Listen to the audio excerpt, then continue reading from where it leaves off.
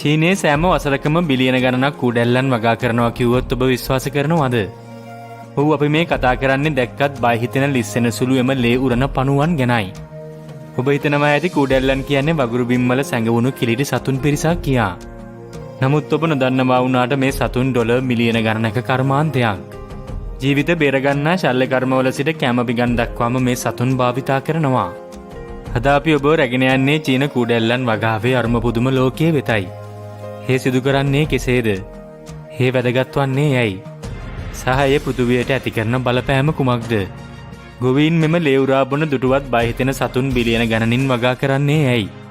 ඔවුන් ජලපොකුණේ සිට බෙහෙත් වට්ටෝරුවට සහ සුබ්බඳුන දක්වා යන්නේ කෙසේද? රැඳී සිටින්න මේ සංචාරය ඔබ පුදුම කරනවා නොඅනුමානයි. අපි වසර දහස් ගණනක් කාලයේ පිටුපසට යමු. පුරාණ චීන සුවකරන්නන් සතුව දිරිසෙන සැත්කම්පී හෝ පෙති තිබුණේ නැහැ. ඔවුන්ට තිබුණේ ස්වභාව ධර්මය පමණයි. අන්න එතනදී කූඩැල්ලන් සම්ප්‍රදායික චීන වෛද්‍ය ක්‍රමයේ කුඩා වීරයෙකු බවට පත් වෙනවා. ශුයිස් යනුවෙන් හැඳින්වෙන කූඩැල්ලන් ලේ ගැනීමේ ක්‍රියාවලියේ ප්‍රධානම චරිතයක් බවට පත් වෙනවා. චීන සුවකරන්නන් විශ්වාස කරේ මේ විසින් ඔබේ ශරීරය තුළ ගලා යන අභිරහස් ශක්තිය වන චී සමතුලිත කරන බවයි. ඔබට ප්‍රතිපදාහ තත්වයක්ද? දුර්වල රුධිර සංසරණයක්ද? ඒ වගේම නොනැවතී එන හිසරදයක්ද? එසේනම් මේ සඳහා කූඩැල්ලක යොදාගන්න කියන දේ පුරාණ චීන සුවකරන්නන්ගේ ප්‍රධානම කියමනක් වුණා. හුවාංඩි නේජිං වැනි පැරණි පොත්වල සඳහන් වන්නේ මේ ලිස්සන සුළු සුවකරන්නන් නරක ලේවුරා සමබරතාවයේ යලි ඇති කරන බවයි. අද දක්වා පැමිණි විට සාම්ප්‍රදායික චීන වෛද්‍ය ක්‍රමයේ තවමත් ස්වභාවික ප්‍රතිකාර ගැන විශ්වාසය තබනවා. ඔවුන් පැරණි ඥානයේ නවීන අවශ්‍යතා සමග මිශ්‍ර කරගෙන පුරාණ චීන වෛද්‍ය විද්‍යාව අද දක්වා නොනැසී පවත්වාගෙන යනවා. ඉතින් කූඩැල්ලන් කියන්නේ චීනයේ අතීතයට අයත් දෙයක් නොවෙයි. ඔවුන් අද දක්වාම පවතින සජීවී සම්ප්‍රදායකි. කුඩා වගුරු සතෙකු මුදල් උල්පතක් බවට පත් කරගන්නේ කෙසේදැයි ඔබ කවදා හෝ සිතා තිබෙනවද? එසේනම් අපි චීනයේ කූඩැල්ලන්ගේ ලෝකයේ වෙත පිවිසෙමු. චීනයේ දුෂ්කර ගම්බද පළාත්වල කූඩැල්ලන් ගොවිතැන දැඩි වෙහෙසක් දරා සිදු කරන කර්මාන්තයකි. එය ආරම්භ වන්නේ කූඩැල්ලන් සඳහා වාසස්ථාන සැකසීමෙන්. ගොවීන් පළමුව කෘතිම පොකුණු හෝ ජල ටැංකි සාදනවා. මොකද ඒවා කූඩැල්ලන්ට ඉතා ප්‍රිය මඩ සහිත ස්ථානයන්. මේවා සාමාන්‍ය මත්ස්‍ය පොකුණු නොවෙයි. ඒවා කූඩැල්ලන් පැටවුන් අභිජනනය කරන ස්ථානයන්. ඊළඟට ඔවුන් කරන දේ නම් ආහාර සැපීමයි. මේ තරමක් අසීරු කර දෙයක්. මොකද කූඩැල්ලන් ලේවුරා බීමෙන් පෝෂණය වන සත්වයින් විශේෂයක්. බොහෝ විට ගවයන්ගේ හෝ උරන්ගේ ලේ තමයි ඔවුන්ට ලබා දීමට කටයුතු කරන්නේ. ඔන්න දැන් ඔබට පවසන්නට යන්නේ ඔබ මින් පෙර නොදැන සිටි වටිනා කරුණක්. ඔබ දන්නවද කූඩැල්ලෙකුට එකවරකට තම බරමෙන් 5 ගුණයක් ලේ උරා බීමට හැකියාව තිබෙනවා. ඉන්පසු මාස ගණනක් ආහාර නොගෙන සිටිය හැකියි. බලන්න මේ මහා පුදුම ආහාර වේලක් නේද? හස්වනු නෙලීම නම් අභියෝගාත්මකයි. ගොවීන් ජලයට බැස වැඩුණු කූඩැල්ලන් එකතු කරනවා. සමහරුන්ගේ දිග ඇඟිල්ලක් තරම්. ඔවුන් නෙලා ගැනීමට දැල්ලෝ අත්‍යසුම් භාවිතා කරනවා. එසේ සිදු කරන්නේ ඔවුන්ට අතතිය නොදෙන ලෙස ඉතා ප්‍රවේශමෙන්. මොකද මේ කුඩා රුධිර උරන්නන් පුදුම හිතෙන තරම් සංවේදී සත්ව විශේෂයක්. චීනයේ වසරකට කූඩැල්ලන් ටොන් 300කට වඩා වැඩි ප්‍රමාණයක් නිෂ්පාදනය කරනවා.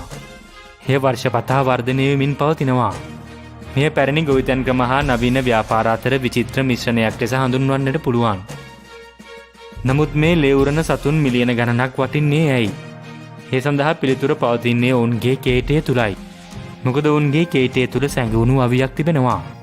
කලින් ඔබට පැවසුවා වගේ කූඩැල්ලන් වෛද්‍ය ශාස්ත්‍රයේ සුපිරිතරු වගේ. ඔවුන්ගේ කේටය තුල හිරුඩින්නම් ස්වභාවික ප්‍රතිකාරකයක් තිබෙනවා. ඒ ලේ කැටි ගැසීම නවත්වාලීමට සමත්. ශල්‍ය වෛද්‍යවරු කූඩැල්ලන්ගේ කෙළවල ඇති මේ ගුණාංගයට බොහෝ සෙයින් කැමතියි. හිතන්න ඔබ වෛද්‍යවරයෙකු කියා. කැපී වෙන්නු ඇඟිල්ලක් නැවත සවි කිරීමේදී ලේ එකතු වී ඝන වෙන විට ඒ සම්පූර්ණ සැත්කමම අවුල් කර දමනවා. නමුත් කූඩැල්ලන් පැමිණ අතිරික්ත ලේ උරා ගැනීමට කටයුතු කරද්දී හිරුඩින් සංයෝගය විසින් ලේ ගලා යාම පහසු කරනවා. චීනයේ ශුද්ධ ශල්‍ය කර්මවලදී මෙම ක්‍රමවේදය අදටත් භාවිතා කරනවා. ප්ලාස්ටික් ශල්‍ය කර්මවලින් පසු සිරා තදබල වීම සඳහාද මෙම ප්‍රතිකාරය යොදා ගැනෙනවා. ඒ වගේම ආතරයිටිස් වේදනාවද සමනය කිරීමට උදව් වෙනවා. ෂැන්හයි නුවර කර්මාන්තශාලා සේවකයෙකුගේ කන අනතුරකින් ගැලවී ගිය අවස්ථාවක වෛද්‍යවරු කූඩැල්ලන් භාවිතා කර ඒ නැවත සවි කිරීමට කටයුතු කරා. ඔහු අදටත් මේ කුඩා ලිස්සනසුළු ලේවුරා බොන කුඩා සත්වයින් එදා Tamanට පිහිට වූ ගැලවුම්කරුවන් වශයෙන් සැලකනවා. මෙම අංශයෙන් චීනයට අභියෝග කළ හැකි වෙන තරඟකරුවන් නැත්තේ නැහැ. ඔවුන් ඖෂධීය තත්ත්වයේ කූඩැල්ලන් නිෂ්පාදනය කර ලෝ පුරා අපනයනය කරනවා.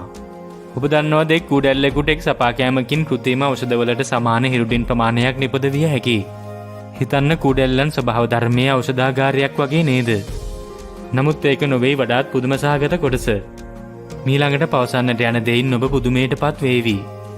එනම් සමහර චීන ජනතාව රෝහල්ගත වෙනවා වෙනුවට මේ කුඩැල්ලන් ආහාරයට ගන්නවා කිව්වොත් ඔබ විශ්වාස කරනවද? ඔන්න දැන් මේ වීඩියෝ වඩාත් සිත් ඇද ගන්නාසුළු රසවත් එකක් බවට පත්වීමට සූදානම්. චීනයේ සමහර ප්‍රදේශවල කුඩැල්ලන් හුදෙක් ඖෂධයක් පමණක් නොවේ. ඔවුන් ආහාරයක්. හිඟුරු සහ කුළුබඩු එක්ක පිළියෙල කළ උණුසුම් කුඩැල්ලන් සුප්පි ගානක් හිතින් මවා ගන්න. මේක ශක්තිය වැඩි කරන්න සහ ශරීර අභ්‍යන්තරය උණුසුම් කරන්න හොඳයි කියලායි විශ්වාස කරන්නේ. එහෙම නැත්නම් මියලි කුඩැල්ලන් කුඩු කරලා ශක්තිය ලබා ගන්න බෙහෙත් වර්ගවලට එකතු කරනවා. නමුත් විශේෂයෙන් පැවසිය යුතුයි මේක ප්‍රධාන ධාරාවේ දෙයක් නොවේ. බොහෝ චීන ජාතිකයින් මේ ඇසුවමත් අප්‍රිය කරනවා. නමුත් ගම්බද ප්‍රදේශවල මේක සාම්ප්‍රදායික චීන වෛද්‍ය ක්‍රමයේ එන ප්‍රතිකාරයක්.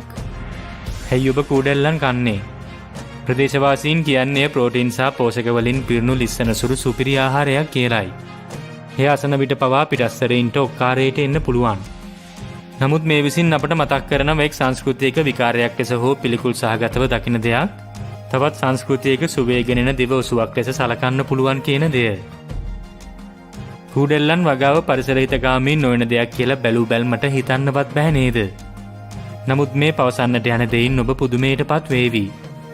හොඳ පැත්තෙන් බැලුවොත් පාලිත ගොවි පොළවල් නිසා වනාන්තරවලින් කුඩැල්ලන් එකතු කිරීම අඩු වෙනවා. ඒ නිසා ස්වභාවික වාසස්ථාන ආරක්ෂා වෙනවා.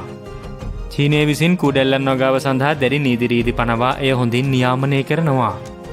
නමුත් ගැටලුව නම් ඕනෑම ජීවියෙක් මහ පරිමාණයෙන් නිෂ්පාදනය කිරීම අනුතුරු ඇඟවීමක්. සදාචාරාත්මක ගැටලුත් ඇතමුන් මතු කරනවා. එනම් මෙම කුඩැල්ලන්ට මානුෂීය ලෙස සලකනවාද කියන දෙයයි. සමහරු කියන්නේ ඒවා හුදෙක් මෙවලම් මිස සුරතල් සතුන් නොවන බවයි. ඊට අමතරව මහා පරිමාණයෙන් ව්‍යාප්ත වීමේදී ජලය විශාල ප්‍රමාණයෙන් භාවිතා කිරීමට සිදු වෙනවා. ඒ වගේම වැඩි අපද්‍රව්‍ය ප්‍රමාණයක් පරිසරයට මුදා හැරෙනවා. හරියට ඌරුගොවි පොළවල් වලින් ඌරුලේ විශාල ලෙස ජලාශ මූලාශ්‍රවලට එකතු කරන වාසේ.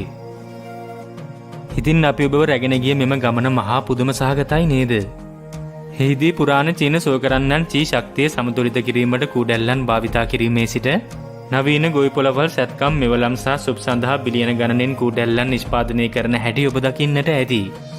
මේ කුඩා රුධිරය උරා බොන්නන් සම්ප්‍රදාය සහ විද්‍යාව අතර පාලමක් ලෙස ක්‍රියා කරන බව ඔබට වැටහෙන්නට ඇති. මේ කුඩැල්ලන් හිරුඩින් මගින් ජීවිත බේරා ගැනීමෙන් සදාචාරය හා තිරසරභාවය ගැන විවාදාත්මක තත්ත්වයක්ද ඇති කර තිබෙනවා.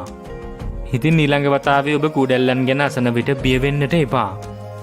ඔවුන් විසින් බේරාගත් ජීවිත ගැන සහ ඔවුන් එකතු කොට සකසපු රසවත් සුප් ගැන සිහියට නගා ගන්න. ඔබ නොදැන සිටි මෙවැනි අපූර්ව දේවල් දැනගන්න අපිව සබ්ස්ක්‍රයිබ් කරන්න. ඒ වගේම කුඩා සීනුවේ බුවත් අලුත් වීඩියෝ එකක් දාපු ගමන් ඔබට දැනගන්නටත් පුළුවන්.